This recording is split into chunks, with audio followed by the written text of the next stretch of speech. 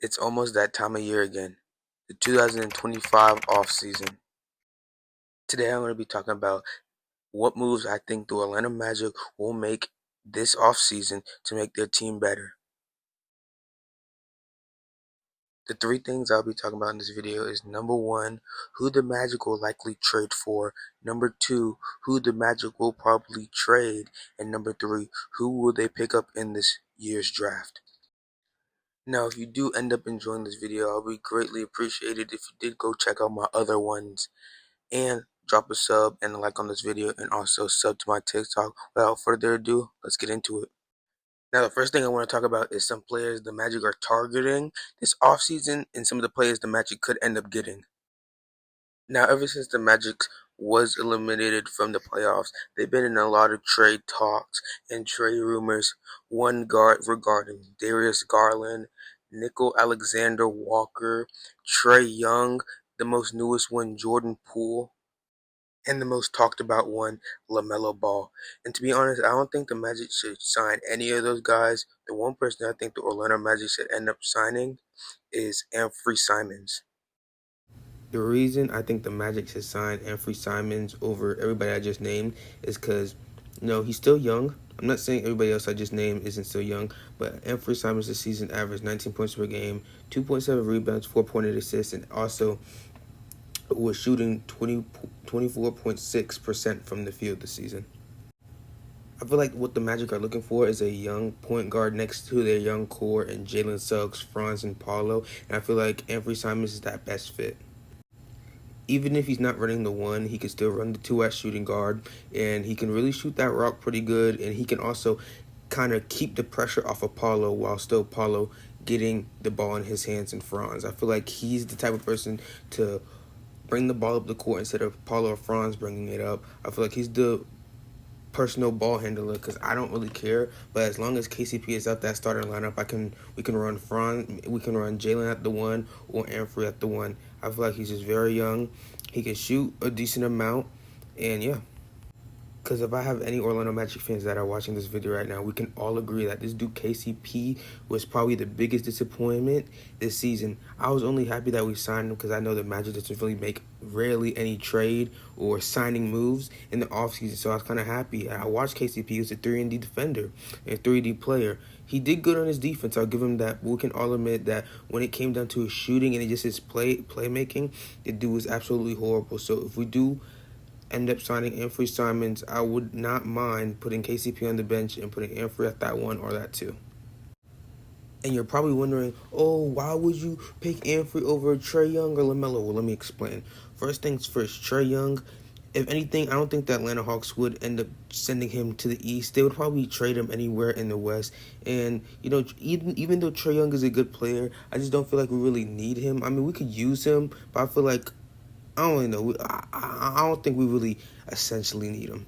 And LaMelo Ball, that's a whole different story. I feel like LaMelo, he's so used to being the first option on his team, Charlotte. I feel like he would just kind of just take the ball out of Paulo's hands a little too much. And I feel like we'd have to give a little bit more up, like our younger pieces, Anthony Black, Jet Howard, all those guys, just to trade for a injury-prone shot maker that rarely stays healthy.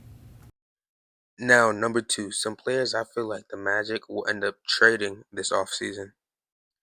And those players are Cole Anthony, Gary Harris, and Jonathan Isaac.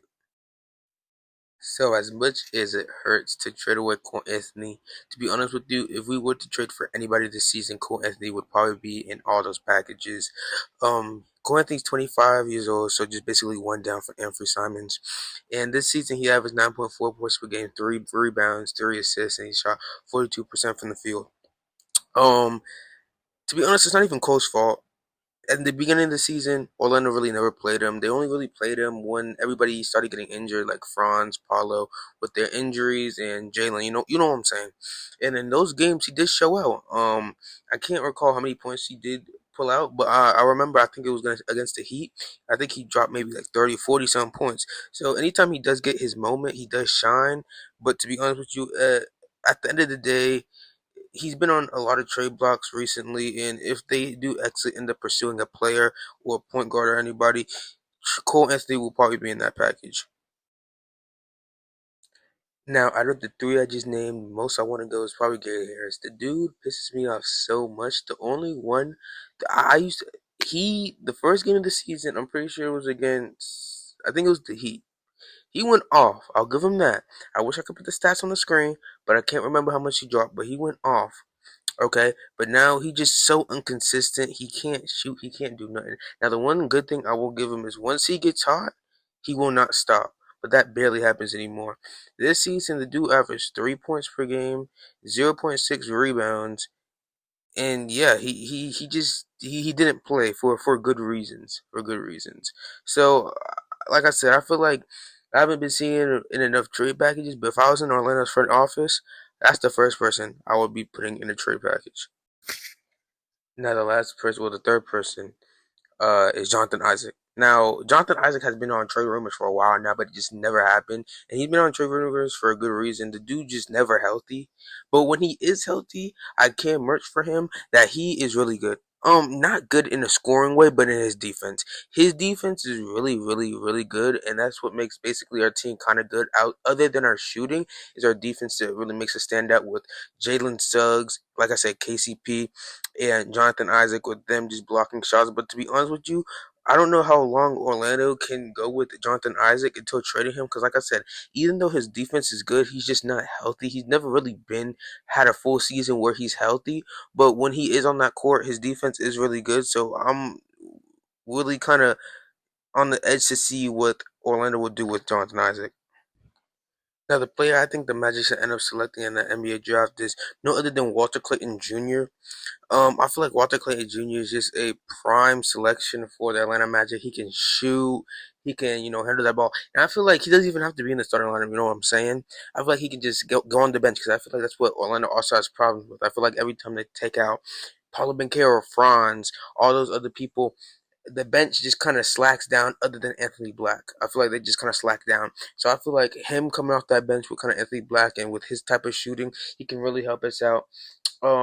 He really sparked out in March Madness. I feel like his draft stock went extremely up. I feel like he will be taken in the lottery, probably at that maybe like 11th, 12th, 13th slot pick when everybody kind of good is off the board. And when you have a shot creator like that still on the board, I feel like somebody's gonna take him. But I feel like if Orlando really wants him, they will end up trading up. I forgot what picks Orlando do have, but if they really want him, I feel like they would trade up.